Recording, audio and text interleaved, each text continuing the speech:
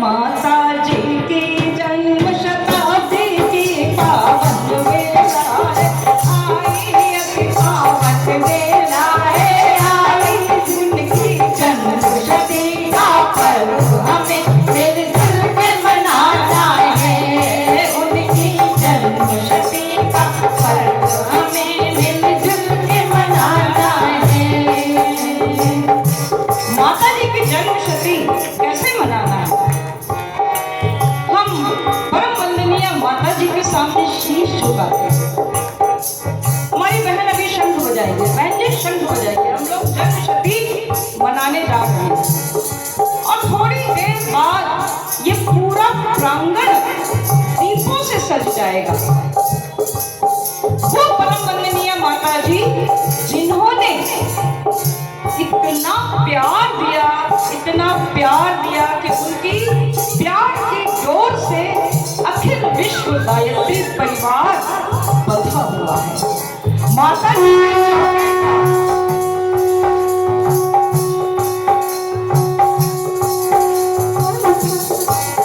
माता जी के चौके के भोजन का स्वाद, उनके प्रत्यक्ष रूप में रहते हुए उनका खिलाना, वो तो वरिष्ठों को पता होगा, लेकिन आज भी शांति कुंज जाकर माता जी के लाड़ दुलार की अनुभूति हम सब करते हैं और उन्हीं का प्रेम उनसे लेकर दुनिया में बांटना चाहते हैं। तो आइए देखें कि हम जन्म शती कैसे मनाते हैं। शीश झुकाए, शंख बजाए, झिलमिल दीप जलाए, झिलमिल दीप जलाए। शीश झुकाए, शंख बजाए, झिलमिल दीप जलाए, झिलमिल दीप जलाए। माता जी से प्यार मिला जो सारे जग में लुटाए, माता जी से प्यार मिला जो सारे जग में लुटाए, जो है शक्ति की अवतार हमको देती सदा दुलार, जो है शक्ति की अवतार हमको देती सदा दुलार, जिनके चरण दिन पर जन्म जन्म तक हमको चलना है, जिनके चरण दिन पर जन्म तक हमको चलना है।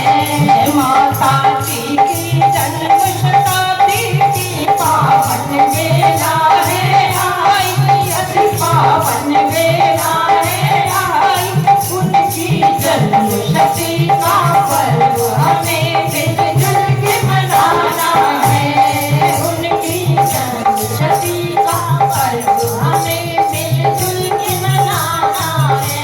तो देखिए, एक तो परम वंदनीय माता जी की जन्म शती है, यानी माता जी का 100वां साल चल रहा है। और हम सभी जानते हैं कि 1926 की बसंत पंचमी को परम पूज्य गुरुदेव जब अपनी साधना की कोठरी में बैठकर साधना कर रहे थे, तब हिमालय से पधारे हुए स्वामी सर्वेश्वरानंद जी ने उस अखंड दीप के लौ में गुरुदेव को दर्शन दिए थे। दर्शन देने के बाद उन्होंने बताया कि तुम्हारा जन्म युग निर्माण योजना को चलाने के निमित्त हुआ है। इस धरती पर सब कुछ उलट पलट हो रहा है। देवभूमि भारत की दशा विकृत होती जा रही है। तुम्हें यह सब कुछ उलट कर सीधा करना है, न केवल भारत को बल्कि संपूर्ण विश्व को मार्गदर्शन देना है। अयं निज परो वेति गणना लघु चेत सा, उदार चरिता नाम तु वसुधैव कुटुंबकम। तो परम पूज्य गुरुदेव ने कहा कि मैं सारी दुनिया के लोगों के विचार कैसे बदल सकता हूँ? मेरे अंदर इसकी क्या सामर्थ्य है? तब दादा गुरुदेव ने उन्हें 24 महापुरुष चरण करने का निर्देश दिया। जिन महापुरुष चरणों में परम पूज्य गुरुदेव को 24 सालों तक गाय के गोबर से निकले जौ की रोटी खानी थी, 24 वर्षों तक गाय के दूध के छाछ का सेवन करना था, 24 वर्षों तक शक्कर और नमक का सेवन नहीं करना था, 24 वर्षों तक 60 से 65 मालाएं प्रतिदिन जपनी थी। तो ऐसा प्रचंड तप गुरुदेव ने किया। एक सेर जौ रात्रि को गऊ को खिला दिए जाते थे। सुबह उनके गोबर से निकले हुए जौ धोकर सुखा के पीस के उसकी रोटी बनाई जाती थी। क्यों गाय के गोबर से निकले जौ की रोटी? क्योंकि गाय के शरीर में समस्त तीर्थों का वास होता है। तो रात भर में वे जौ इतने शक्तिशाली ऊर्जा से युक्त और संस्कारित हो जाते थे कि परम पूज्य गुरुदेव शक्ति के पुंज बनते चले गए, बनते चले गए, बनते चले गए। ये घटना है 1926 की बसंत पंचमी की। 1925 खत्म होने वाला है, 1926 आने वाला है, बसंत पंचमी आने वाली है। तो ये उस अखंड दीप की भी जन्मशती है। क्यों? क्योंकि दादा गुरुदेव ने निर्देश दिया था कि जिस अखंड दीप में मैंने तुम्हें दर्शन दिए हैं, इसकी लौ को तुम्हें अनंत काल तक अखंड रखना होगा। और परम पूज्य गुरुदेव इसी दिन को अपना आध्यात्मिक जन्म दिवस मानते हैं, इसलिए यह गुरुदेव की भी जन्मशती। तो ये जन्मशती तिहरी जन्मशती है। बताइए, सबसे पहले हमने किसकी बताई? बताइए, माता जी। दूसरी किसकी है? अखंड ज्योति। और तीसरी परम पूज्य गुरुदेव के आध्यात्मिक जन्म। तो तिहरी जन्म शताब्दी है, इसे हम सभी पूरे हर्ष उल्लास के साथ मनाएं, लेकिन नाच गा के नहीं मनाना है, घर घर गुरुदेव को पहुंचाकर बनाना। 1926 में दादा गुरुजी प्रकट हुए थे, दादा गुरुजी प्रकट हुए थे। 1926 में दादा गुरुजी प्रकट हुए थे, दादा गुरुजी प्रकट हुए थे। तुरंत चरण 24 करो ऐसे आदेश देते थे, तुरंत चरण 24 करो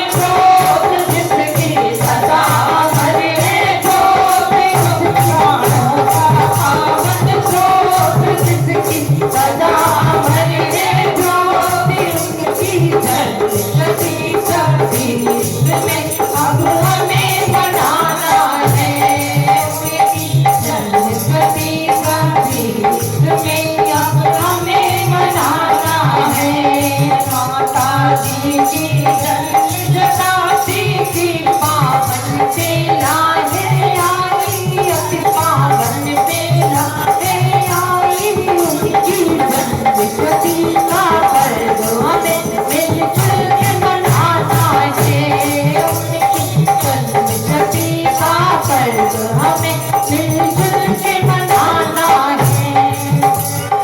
जन्म शती में अखंड दीप की किरणें पहुँचे घर घर, हाँ किरणें पहुँचे घर घर।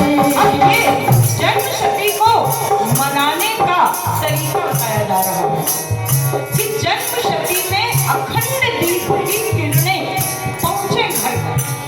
हम सभी गायत्री परिजनों के घर उसी अखंड ज्योति से आलोकित हो रहे हैं, लेकिन जिन घरों में उस अखंड ज्योति का प्रकाश नहीं पहुंचा है वहां भी पहुंच जाए। जन्म शती में अखंड दीप की किरणें पहुंचे घर घर, किरणें पहुँचे घर घर। ज्ञान रूप में माता जी पहुंचे सबके अंतर मन, ज्ञान रूप में माता जी पहुँचे सबके अंदर मन, कोई गली न रहने पाए जहाँ तक पहुँच गई अम्मा, कोई घर न रहने पाए जहाँ तक पहुँच गई अम्मा, कोई गाँव न रहने पाए जहाँ तक पहुँच नहीं अम्मा, घर घर नवयुग संगोत्री सारों को बहाना है, घर घर नवयुग संगोत्री सारों को बहाना है। माता जी की जन्म शताब्दी की पावन बेला है आई, अति पावन बेला है आई, उनकी जन्म शती का पर्व हमें मिलजुल के मनाना है, उनकी जन्म शती का पर्व हमें मिलजुल के मनाना है, उनकी जन्म शती का पर्व हमें मिलजुल के मनाना है। शांति कुंजारी द्वार की जय।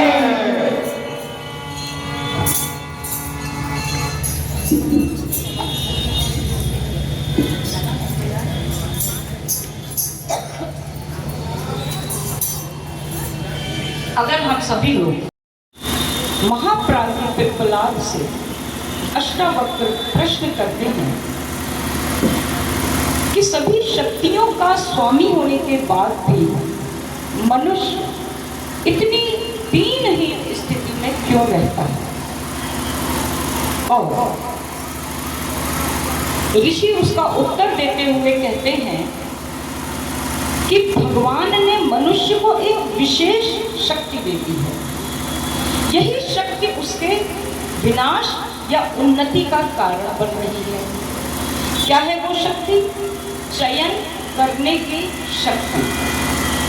दो विकल्पों में से एक सर्वश्रेष्ठ विकल्प जो उसके अनुसार सर्वश्रेष्ठ है उसे चुनने की जो स्वतंत्रता दी है, यही चयन की स्वतंत्रता मनुष्य के पतन या उन्नति का कारण है। उदाहरण के लिए यहाँ प्रज्ञा पुराण का आयोजन चल रहा है। हम सबके आपके घरों में बड़े सुख हैं, बड़े आराम हैं, लेकिन क्या चुना आप लोगों ने इतनी इतनी दूर से यहाँ आना? हमारी निशा बहन जी प्रीति नगर से यहाँ आई है, लखनऊ के किस सिरे से, सीतापुर रोड से यहाँ आई है। ये क्या है? इन्होंने चयन किया। और कुछ लोग जो आसपास भी होंगे उन्होंने चयन किया होगा कि चलो सुख सुविधा में रहते हैं। तो जैसा चयन होता है जीवन वैसा ही बनता चला जाता है। जिसने गुरुदेव के चरणों का वर्ण किया उसका जीवन गुरुदेव की कृपा के अनुसार चलेगा, और जिसने भौतिक सुख सुविधाओं का वर्ण किया उसे जीवन में भौतिक सुख सुविधाएं तो मिलेंगी, लेकिन साथ में वह गुरु की कृपा से कुछ सीमा तक वंचित भी रह जाएगा। 26वें श्लोक में पूछते हैं ऋषि कि अस्याह स्वतंत्रतायाः तु उपयोगम कथम मुने करोति सम्मुखे से यम परीक्षा पद्धति ही स्थिता। कि हर पग हमारे सामने एक परीक्षा उत्पन्न रहती है कि हम किसका चयन करें, किसे ग्रहण करें और किसे त्याग करें। कल बताया गया था कि रामचंद्र जी के समय में रावण ने शत्रुता का चयन किया और विभीषण ने मित्रता का चयन किया। एक बार की बात है कि माता पार्वती ने भगवान शिव से पूछा कि प्रभु, ये पति पत्नी और ये एक इनका बालक ये नियमित रूप से मंदिर आते हैं, लेकिन ये दीन दरिद्र ही हैं अभी तक, तो आप हमें ये बताइए कि इनका कल्याण क्यों नहीं हो रहा है। तो भगवान शिव ने माता पार्वती से कहा कि इन्होंने अपने जीवन में श्रेष्ठता का वर्ण नहीं किया है, श्रेष्ठ सिद्धांतों का चयन नहीं किया है। ये यंत्रवत मंदिर आते हैं, चले जाते हैं, इसलिए इसका कोई लाभ इन्हें नहीं मिल पा रहा। तो माता पार्वती ने कहा, प्रभु मैं नहीं मानती, आप अगर इनके ऊपर कृपा करें तो निश्चित रूप से इनका कल्याण हो सकता है। भगवान शिव ने कहा कि इनके अंदर चयन करने की पात्रता का ठीक से विकास हुआ ही नहीं है। मैं इन्हें कुछ दे भी दूंगा तो ये रोक नहीं पाएंगे। जैसे किसी कंगाल की अगर लॉटरी खुल जाए तो आपने देखा होगा कुछ समय बाद वो फिर से कंगाल ही दिखाई देगा। लेकिन माता पार्वती ने जब ज्यादा जिद की तो भगवान शिव ने कहा चलो चलते हैं, देते हैं आज वरदान। तो मंदिर से जब वे भक्त अपने घर गए तो शिव जी उनके सम्मुख प्रकट हुए और उनसे कहा कि आप लोग प्रतिदिन मंदिर आते हैं, मैं आपकी भक्ति से बहुत प्रसन्न हूँ। मैं आप तीनों को एक एक अवसर देता हूँ कि आप एक एक वर कोई भी मांग लीजिए, केवल एक अवसर मिलेगा।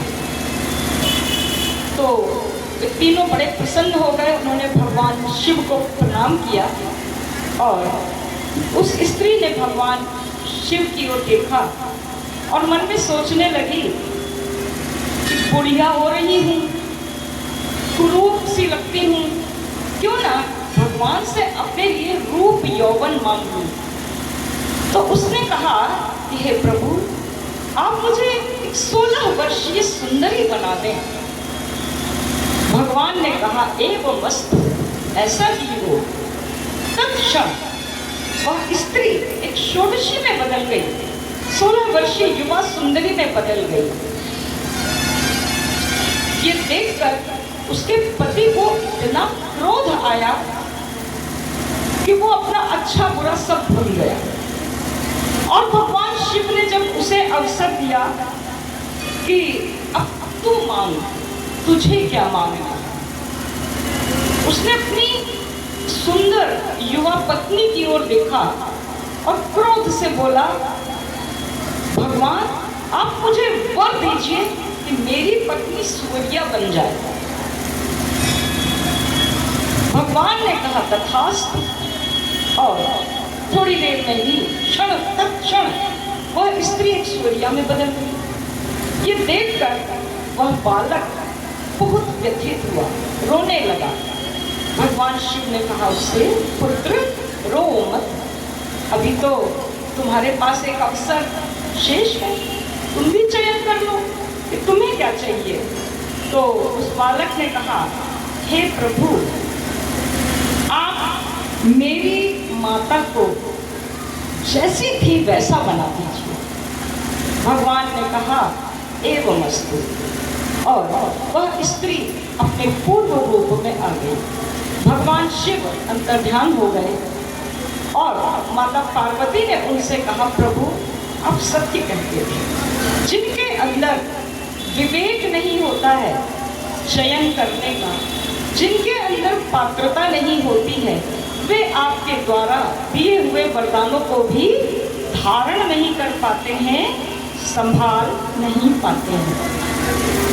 28वें श्लोक में परम पूज्य गुरुदेव लिखते हैं, सदुपयुज्यते केतु सौभाग्यम प्रस्तुतम क्रमात् उद्गच्छन्ति तथा यान्ति पूर्णताम लक्ष्यताम सदा। कि जो अपने सौभाग्य का सदुपयोग करते हैं वे लोग अपने श्रेष्ठ जीवन लक्ष्य का वर्ण करते हैं, पूर्णता को प्राप्त करते हैं, और जो इसका सदुपयोग नहीं कर पाता है वह दुर्गति को ही प्राप्त करता है।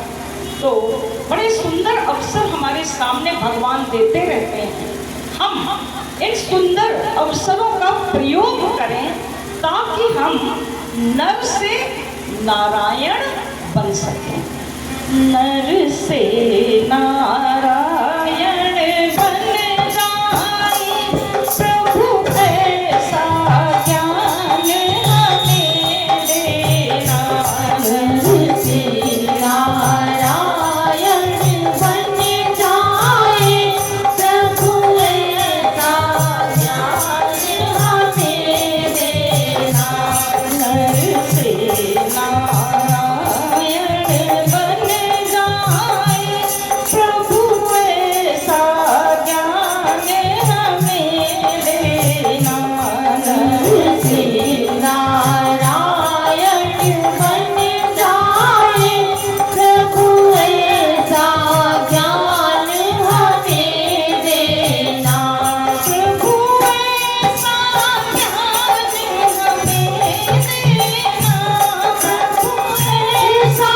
ज्ञान हमें देना।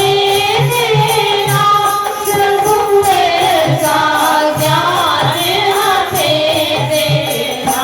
नर से नारायण बन जाए प्रभु ऐसा ज्ञान हमें देना।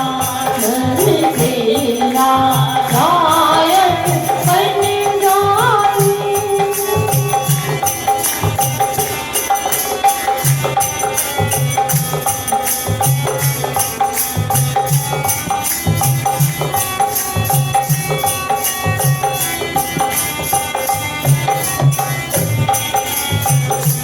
दुखियों के दुख हम दूर करें।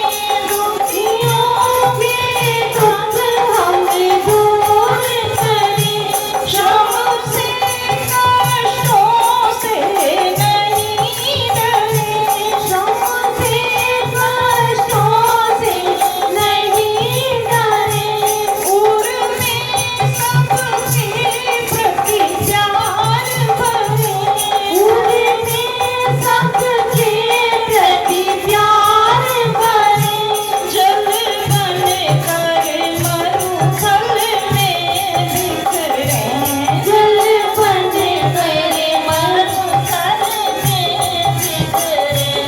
बाधाओं से टकरा जाएं प्रभु ऐसा ज्ञान हमें देना। बाधाओं से टकरा जाए प्रभु ऐसा ज्ञान हमें देना। नर से नारायण बन जाए प्रभु ऐसा ज्ञान हमें देना। प्रभु ऐसा ज्ञान हमें देना। प्रभु ऐसा ज्ञान हमें देना। बोलिए परम पूज्य गुरुदेव की जय। 39वें 40वें श्लोक में गुरुदेव लिखते हैं, दुर्गतिर्वापि दृश्यते तस्य संरचना स्वस्य तात जानीहि निश्चितम्। हे तात, हे पुत्र, विष्णु भगवान के शब्दों में हे नारद और परम पूज्य गुरुदेव के शब्दों में हे प्रिय शिष्य, यह निश्चित जानो कि जो उसकी प्रगति या दुर्गति है वो उसकी अपनी ही संरचना है। मानवः स्वयस्य भाग्यस्य विधाता स्वयमेव हि तथ्यमेतद् विजानन्ति ये ते तु निज चिंतनम। कि मनुष्य अपने भाग्य का निर्माता आप है। जो इस तथ्य को जानते हैं वे इसी के अनुसार आचरण करते हैं। परम पूज्य गुरुदेव ने अपने सत्संकल्प में दिया था कि मनुष्य अपने भाग्य का निर्माता आप है। आइए दोहराते हैं एक बार, मनुष्य अपने भाग्य का निर्माता आप है। ये सूत्र बहुत महत्वपूर्ण है। हम लोग जब इस सूत्र को सुनते हैं तो विश्वास नहीं होता है, क्योंकि हमें ऐसा लगता है कि जो हमारे भाग्य में है वो हमें मिलकर रहेगा, जो उसके भाग्य में था वो उसे मिला हुआ है। कभी कभी बहुत ही दुष्ट, दुराचारी और भ्रष्ट प्रकृति के लोग बहुत सुखी, संपन्न और समृद्ध देखे जाते हैं। ऐसे में यही कहा जाता है ये इनके भाग्य में है, ये उन्हें मिल रहा है, और हमारे भाग्य में नहीं है तो हमें नहीं मिल रहा है। एक बार ऐसे ही एक सभा चल रही थी। परम पूज्य गुरुदेव ने एक वाङ्मय लिखा है जिसका नाम है गहना कर्मणो गति। कि कर्म की गति बड़ी गहन होती है। उस सभा में यही चिंतन चल रहा था। स्वामी जी बता रहे थे कि मनुष्य जैसे कर्म करता है वैसे ही फल जन्म जन्मांतर तक प्राप्त करता चला जाता है। इंग्लिश में भी कहा जाता है as you sow so shall you reap. एक शिष्य था, बहुत तर्कशील और बुद्धिमान, खड़ा हुआ, बोला, प्रभु क्षमा करें, मुझे इस संसार में कुछ और दिखाई देता है। बोलो वत्स, क्या कहना चाहते हो? प्रभु, मैं देखता हूँ कि भाग्यम सर्वत्र फलति न च विद्या न पुरुषार्थम। कि हे प्रभु, भाग्य ही सर्वत्र फलता है, न विद्या न पुरुषार्थ। मैंने एक से एक विद्वानों को देखा, एक से एक पुरुषार्थियों को देखा, किंतु जिनके भाग्य में जो होता है वो उन्हें बिना प्रयास के मिल जाता है। और अक्सर हमने ये भी देखा है प्रभु कि जो लोग बहुत दुष्ट दुराचारी होते हैं वो ज्यादा सुखी होते हैं, और जो पुण्यात्मा धर्मात्मा होते हैं वो बहुत दीनहीन मामूली सा जीवन जीते हैं। तो स्वामी जी ने कहा, पुत्र, तुमने बड़ा सुंदर प्रश्न किया है। तुम्हारे इस प्रश्न में मानव जाति का कल्याण छिपा हुआ है। मैं तुम्हें 4 सूत्र बताता हूँ। इन चारों सूत्रों में तुम्हारे प्रत्येक प्रश्न का उत्तर है। पहला सूत्र है। दूसरा सूत्र है नहीं। तीसरा सूत्र है नहीं है, और चौथा सूत्र है नहीं। शिष्य ने कहा, प्रभु, मुझे तो कुछ भी समझ में नहीं आया। तो स्वामी जी ने कहा, तुम चलो मेरे साथ, मैं तुम्हें समझाता हूँ। हम सभी भाई बहन जो यहाँ इस प्रांगण में बैठे हैं थोड़ा सतर्क होकर बैठे। बोलिए गायत्री माता की जय।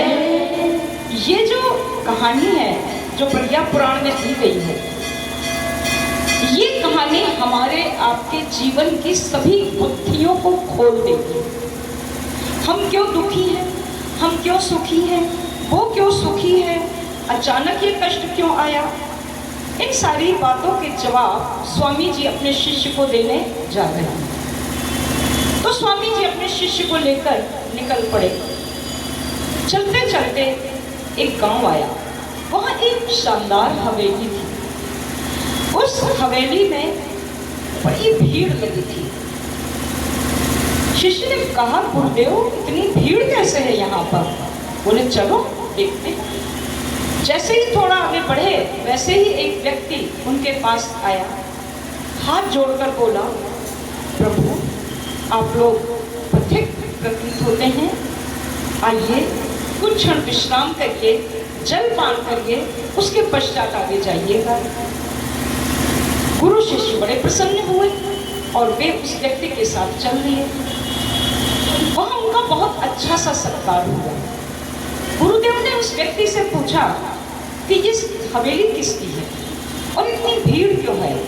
उसने कहा, ये सेठ धर्मदास की हवेली है। उनके पास बहुत पैसा है और हमारे सेठ जी बड़े पुण्यात्मा हैं। वे निर्धन कन्याओं का विवाह कराते हैं, प्याऊ लगवाते हैं, धर्मशालाएं खुलवाते हैं, अस्पताल खुलवाते हैं। ये जो आप भीड़ देख रहे हैं ये उन्हीं दान के इच्छुक लोगों की है। यहाँ से नित्य ये शुभ कर्म होते रहते हैं। तो गुरुदेव ने पूछा कि सेठ के पास चेंज करना कर दीजिए।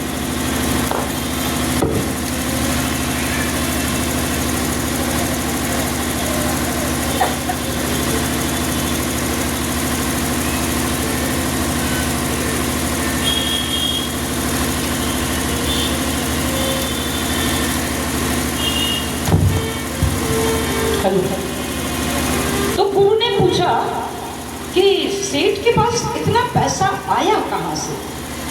तो उसने बताया कि इनके पीढ़ी दर पीढ़ी इनके परिवार में अपार संपत्ति रही है। तो सेठ जी स्वयं तो व्यवसाय करते ही हैं, लेकिन जो धन है इनके पास ये इनके पूर्वजों का दिया हुआ है। गुरुदेव शिष्य की ओर देखकर बोले, पुत्र मेरे पहले सूत्र का उत्तर यही है कि इनके पास पूर्व जन्मों की कमाई है और आगे के लिए ये बो रहे हैं। तो ये था मेरा पहला सूत्र कि है। समझ में आया? शिष्य ने कहा, बिल्कुल गुरुदेव समझ में आ गया। तो गुरुदेव ने कहा, चलो अब चलते हैं आगे चल दिए। वैसा ही एक दूसरा गांव आया, वैसे ही शानदार हवेली आई, लेकिन बड़ा सन्नाटा था। एक दरबान खड़ा था। गुरुदेव ने कहा, भाई पानी मिलेगा? बड़ी प्यास लगी है चलते चलते। तो उस दरबान ने कहा, यहाँ कोई धर्मशाला नहीं खुली हुई है, जाओ किसी कुएं पे जाओ, कोई पानी भर रहा हो तो उससे मांग के पी लेना। या तुमको पानी देने के लिए बैठे हैं क्या? हम अपनी ड्यूटी कर रहे हैं। तो गुरु ने कहा कि भाई जिसकी हवेली है उस तक हमारा संदेश पहुंचा दो, शायद हमें वो थोड़ा जलपान करा दे। बोला, सेठ जी के पास दूध में मक्खी गिर जाए तो उसे निचोड़ लेते हैं, दूध पी लेते हैं। ऐसे हैं हमारे सेठ जी, यही उन्होंने हमको सिखाया है। गुरु और शिष्य दोनों आगे बढ़ गए। मार्ग में गुरु ने कहा, तुम कुछ समझे? शिष्य ने कहा, हाँ मैं समझ गया। संपत्ति इनके पास भी कम नहीं है, लेकिन ये संपत्ति इनके पूर्व जन्मों का उपार्जन है और ये आगे के लिए तो कुछ बो ही नहीं रहे हैं, कोई दान धर्म कर ही नहीं रहे हैं, तो इनका अगला जीवन अच्छा नहीं होगा। तो ये शायद आपका दूसरा सूत्र है गुरुदेव। है? नहीं। गुरुदेव ने कहा, बिल्कुल सत्य। आगे चले। शाम हो चली थी। एक गांव में पहुंचे। वहां एक लिपा हुआ घर दिखाई दिया। द्वार पर गौ बंधी थी, बालक खेल रहे थे। एक बालक ने जैसे ही देखा कि दो अतिथि घर की ओर आते हैं, तुरंत घर के अंदर गया तुरंत अपने पिता को बुला लाया। उसके पिता बाहर आए और बोले, पधारें भगवान, संध्या वंदन का समय चल रहा है, हम संध्या वंदन कर लें, इसके पश्चात हम आपको भोजन कराते हैं, तब तक आप लोग ये गुड़ और जल ले लीजिए। मैं बहुत निर्धन हूँ, तो मेरे पास आपके आतिथ्य के लिए बहुमूल्य वस्तुएं नहीं है। गुरुदेव ने कहा, कोई बात नहीं, तुम प्रेम से जो दोगे हमें स्वीकार है। उन्होंने गुड़ ग्रहण किया, जल पिया, शिष्य की ओर देखा और कहा, देखो कितना निर्धन है, किंतु कितना संस्कारी है, पूरा परिवार संस्कारी है। पिछले जन्म का इसके पास कोई उपार्जन नहीं है, लेकिन कितने शुभ कर्म कर रहा है, कितनी सुंदर दिनचर्या जी रहा है। इसका अगला जन्म बहुत सुंदर होने वाला है, और अगला जन्म ही नहीं, आगे का जीवन भी सुंदर होने वाला है। ये था मेरा तीसरा सूत्र, नहीं है। शिष्य ने कहा, जी गुरुदेव, समझ में आ गया। थोड़ा आगे बढ़े, रात हो चुकी थी, एक झोपड़पट्टी के पास पहुंचे। आवाजें आ रही थी, चीखने चिल्लाने की, शराबी की आवाज, गाली की आवाज, चीखती हुई एक आवाज आई, तू पूरे दिन कमा के बस इतना ही पैसा लेकर आ पाया, सारे दिन जेब काटता है और इतना ही पैसा ले पाया। उसने कहा, क्या बताऊं अम्मा, पुलिस पकड़ ले गई थी, सब धरा लिया था उन्होंने। ये तो आखिरी में एक क्लाइंट मिल गया, एक कस्टमर फंस गया, उसकी जेब काटी तो ये थोड़े से नोट मिले हैं। गुरुदेव ने शिष्य से कहा, देख रहे हो इस कुसंस्कारी परिवार को, न तो इसके पास पूर्व जन्मों का कोई उपार्जन है, न आगे के लिए बो रहा है। ये था मेरा अंतिम सूत्र, नहीं नहीं। समझ में आया? शिष्य ने कहा, हाँ गुरुदेव, बात तो समझ में आई, लेकिन एक बात अब भी नहीं समझ में आई, ये पूर्व जन्मों का क्या चक्कर है। देखिए गुरुदेव, ऐसा होना चाहिए ना कि जो हम करें यहीं का यहीं फल मिल जाए, तब तो कोई बात है। तो गुरु ने कहा कि पुत्र, यह सृष्टि विधाता ने बहुत वैज्ञानिक रीति से बनाई है। अगर तुम कोई बीज बोते हो तो क्या तुमको कल फल मिल जाता है? नहीं, ऐसा तो नहीं होता है।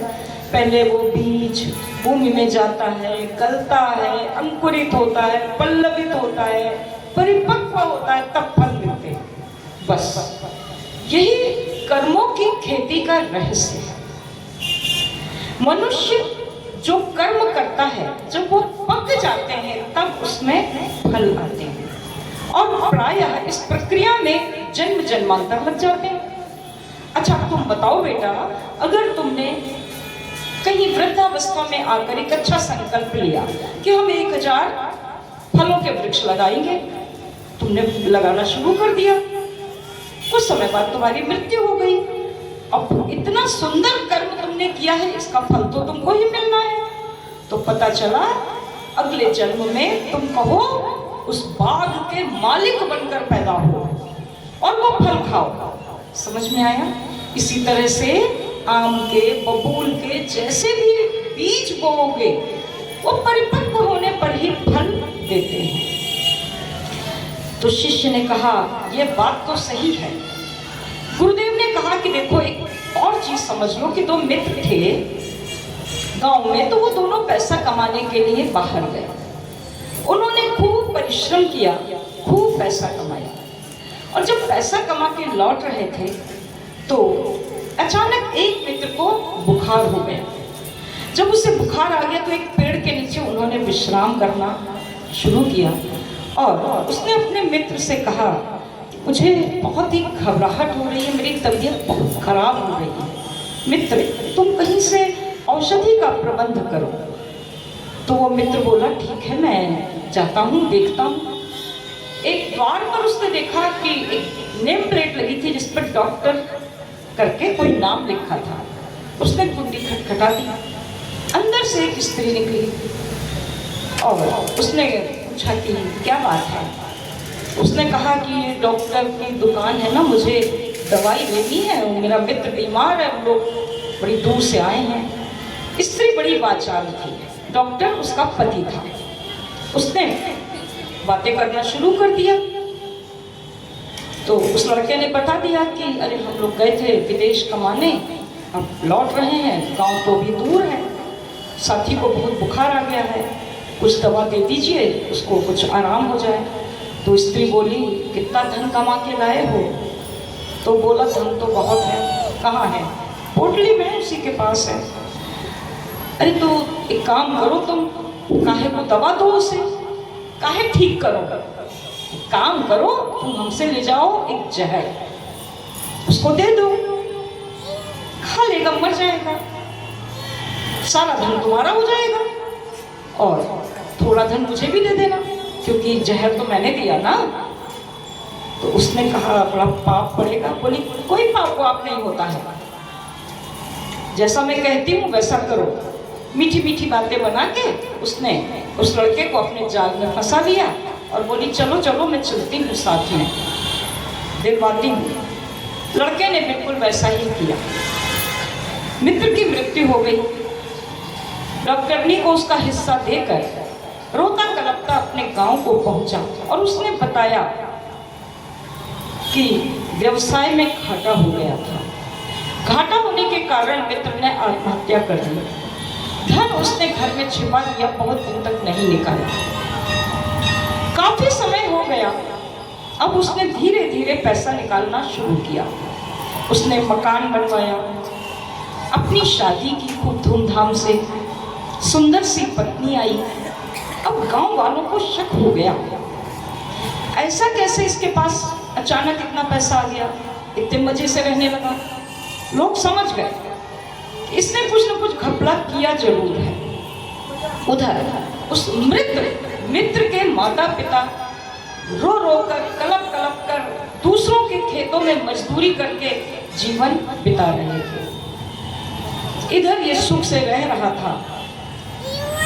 पुत्र हुआ, बड़ा सुंदर सा पुत्र बड़ा हुआ, उसका भी विवाह हो गया। अब लोग कहने लगे कि देखो कैसे राजसी ठाठ बाट से रह रहा है। लोग कहते हैं भगवान के घर देर है अंधेर नहीं, लेकिन यहाँ तो देर भी है अंधेर भी है। इस पापी को तो पापों का फल मिल नहीं रहा। उधर उस लड़के के माता पिता मरे जा रहे हैं, मृत्युशैया पर पड़े हैं, उन्हें कोई पूछने वाला नहीं। इसी तरह समय कट रहा था। अचानक उसका युवा पुत्र बीमार हो गया। बीमारी असाध्य हो गई। बड़े बड़े अस्पतालों में दिखाया, जितना भी धन था सब खर्च हो गया। जेवरातों का नंबर आया, जेवरात खर्च हो गए इलाज में। मकान का नंबर आया, मकान बिक गया, इलाज में सारा धन खर्च हो गया। एक मढ़ैया बना के, कुटिया बना के, झोपड़ी बना के रहने लगा वो आदमी। डॉक्टर ने अंत में कहा कि देखो, अब तुम्हारा जो पुत्र है ये बचने वाला नहीं है, अब तुम इसे घर ले जाओ। इसके जीवन के कुछ क्षण शेष हैं, सुख से इसे घर में बिताने दो। वह आदमी अपने पुत्र को लेकर के घर में बैठा हुआ, उसके सिर को अपनी गोद में रखकर उससे पूछता है, बेटा तू मुझे छोड़कर चला जाएगा? उस लड़के ने कहा, कैसा बेटा? किसका बेटा? मैं तुम्हारा वही मित्र हूँ, वही मित्र हूँ जिसकी दौलत तुमने हड़प ली थी। मैंने अपना सारा हिसाब ले लिया, एक एक पैसे का हिसाब लेकर मैंने तुमको उसी जगह पहुंचा दिया जिस जगह तुम आरंभ में थे। ये तुम्हारे पापों का फल है, मेरा हिसाब पूरा हुआ, अब मैं चलता हूं। ये सुनकर उस व्यक्ति ने कहा, पुत्र मुझे याद आ गया अपना पाप। पाप सचमुच फलीभूत होकर रहता है, लेकिन ये बता, तेरी इस विधवा युवा सुंदर पत्नी का, इस युवा पत्नी का क्या दोष है जो भरी जवानी में इसे विधवा करके जा रहा है? तो उसने कहा, भूल गए उस डॉक्टरनी को जिसने जहर दिया था। ये वही डॉक्टरनी है जो अपने कर्मों का फल भोगने के लिए मेरी पत्नी बनकर आई, इसने युवावस्था में मुझे जहर दिया। अब ये अपने कर्मों का फल भोगेगी, क्योंकि कर्मों के फल से दुनिया में कोई बच नहीं पाया है। कर्मों के फल से न बचोगे, कर्मों के फल से न बचोगे, चलना बहुत समय, अभी समय है, अभी कदम लो तेवर अपनी चाहे, अभी समय है, अभी बदल लो तेवर अपनी चाल के।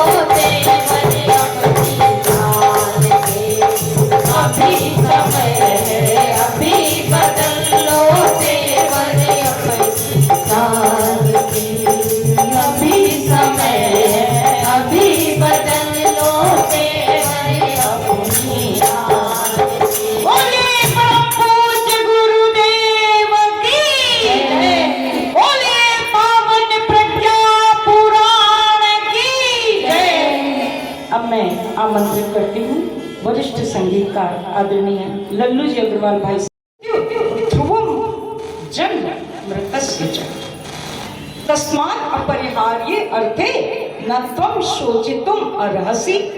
तो जब जन्म के बाद मृत्यु और मृत्यु के बाद जन्म होना है तो जीवात्मा की ये यात्रा सतत चलती है, इसलिए कर्मों के फल हमें जन्म जन्मांतर तक मिलते रहते हैं। एक बात और, ये आवश्यक नहीं है कि ठीक पिछले जन्म धूप बत्ती को थोड़ा उधर की तरफ रख दे, इससे बहुत दिक्कत होगी।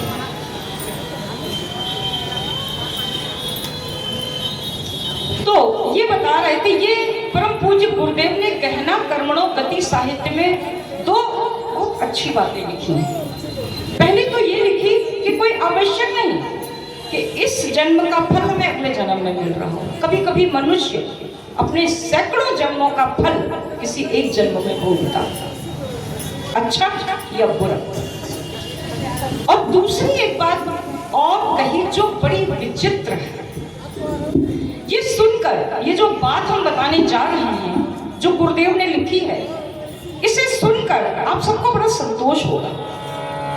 उन्होंने ये लिखा कि हमारे जीवन में आने वाले दुख हमारे बुरे कर्मों के फल स्वरूप ही नहीं होते। अगर हमारे पुण्य ज्यादा है तो भी जीवन में दुख आते हैं। आप एक उदाहरण ले लें हरिश्चंद्र का, सत्य हरिश्चंद्र। उन्होंने पाप नहीं किया था, लेकिन शमशान घाट में चांडाल बने। पुत्र की मृत्यु हो गई, मां के पास कफन का पैसा नहीं, चांडाल बने हरिश्चंद्र कहते हैं कि बिना कर लिए संस्कार नहीं करने दूंगा। और पत्नी आधी साड़ी फाड़ कर देती है। इससे बड़ा क्या दुख होगा इंसान के जीवन में। सामने राजापति चांडाल की नौकरी कर रहा है, हाथों में पुत्र का शव, बदन की धोती फाड़ करके देना पड़ रहा है कर के रूप में। तो इससे बड़ा और क्या दुख हो सकता है। ये दुख इन लोगों को क्यों मिले? किसी पाप के कारण नहीं, ये दुख मिले थे पुण्यों के कारण। ध्रुव 5 वर्ष की अवस्था में वन चला गया तपस्या करने, अधिक पुण्यों के कारण। तो जितने भी पुण्यात्मा हैं वह यह सोच कर धैर्य धारण करें कि अगर हम परम पूज्य गुरुदेव के चरणों की शरण में हैं तो हमारा कुछ नहीं बिगड़ना है, लेकिन हमें अपने जीवन को इस तरह जीना चाहिए कि गलती से भी एक बुरे कर्म का बीज धरती में चला न जाए। एक अमरूद के बीज से हजारों अमरूद होते हैं। एक आंसू किसी की आंख से गिरवा दीजिए, हजारों आंसू तैयार हैं। और एक मुस्कुराहट के बदले हजारों मुस्कुराहटें तैयार हैं। तो केवल भौतिक जीवन की चकाचौंध में मत खोइए, क्योंकि अंततः माटी का ये तन माटी में मिल जाएगा। केवल भौतिक सुख या शरीर सब कुछ नहीं है। शरीर एक गाड़ी है, एक बस है। इसे जो ड्राइवर चलाता है वो आत्मा है, वही जीवात्मा है। हमें आत्मा की बात सुननी चाहिए, न कि मन की भोगों की। आइए सुनते हैं, क्या तन मांझता है रे, क्या तन मांझता है रे, क्या तन मांझता है रे, कि दिन माटी में मिल जाना। क्या तन मांझता है रे, एक दिन माटी में मिल जाना। क्या तन मांझता है रे। आप लोग भी गाएं।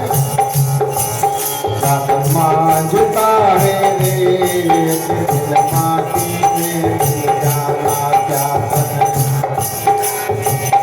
एक दिन माटी में मिल जाना, एक दिन माटी में मिल जाना, माटी में मिल जाना, वो एक दिन माटी में मिल जाना, माटी में मिल जाना, एक दिन माटी में मिल जाना, हो एक दिन माटी में मिल जाना रे जाना रे जाना रे, क्या तन मांझता है रे, माटी में मिल जाना, क्या तन मांझता है रे, माटी में मिल जाना, मांझता है दिन माटी में मिल जाना, माटी में मिल जाना, हो माटी में मिल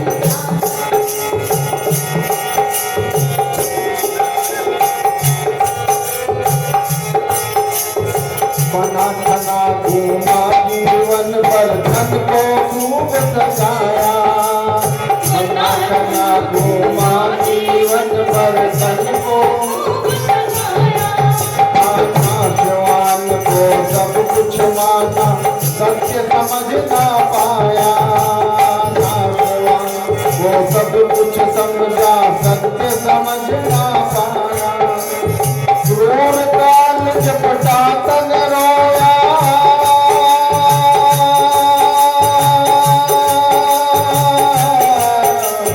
क्रूर काल झपटा तन रोया, साथ नहीं जाना रे जाना रे जाना रे, जाना रे मांगता है रे, एक दिन माटी में मिल जाना, जाना मांगता है रे, ओ एक दिन माटी में मिल जाना, एक दिन माटी में मिल जाना, एक दिन माटी में मिल जाना रे जाना रे, क्या तन मांझता है, माटी में मिल जाना, मांझता है, माटी में मिल जाना, माटी में मिल जाना।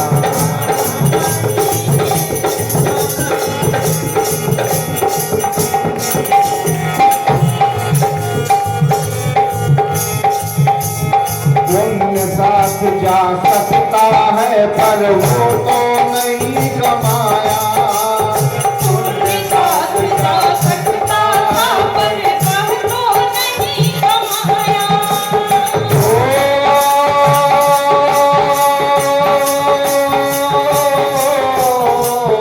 पुण्य साथ जा सकता है पर वो तो नहीं कमाया, पुण्य साथ जा सकता है पर तो नहीं कमाया, लक्ष्य न समझा भ्रम में भटका, हीरा जन्म गवाया, लक्ष्य न समझा भ्रम में भटका, हीरा जन्म गवाया, माटी के टुकड़ों में बेचा, माटी के टुकड़ों में बेचा, जो अनमोल खजाना रे जाना रे जाना, क्या तन मांझता है, एक दिन माटी में मिल जाना, क्या तन मांझता है, माटी में एक दिन माटी में मिल जाना, क्या तन मांझता है रे, एक दिन माटी में मिल जाना, एक दिन माटी में मिल जाना, एक दिन माटी में मिल जाना।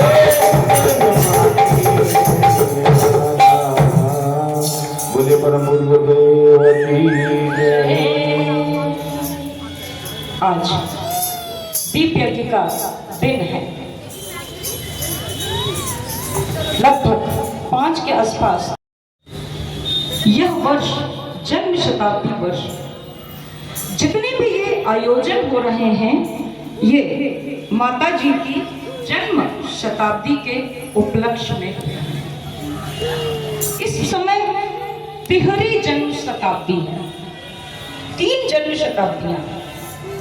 घर में एक बालक होता है, प्रसन्नता होती है, उसकी पहली वर्षगांठ होती है, बहुत खुशी होती है। लेकिन अगर तिहरा उत्सव हो तो कितनी खुशी की बात, वो भी कोई मामूली वर्षगांठ नहीं, जन्म शताब्दी। तो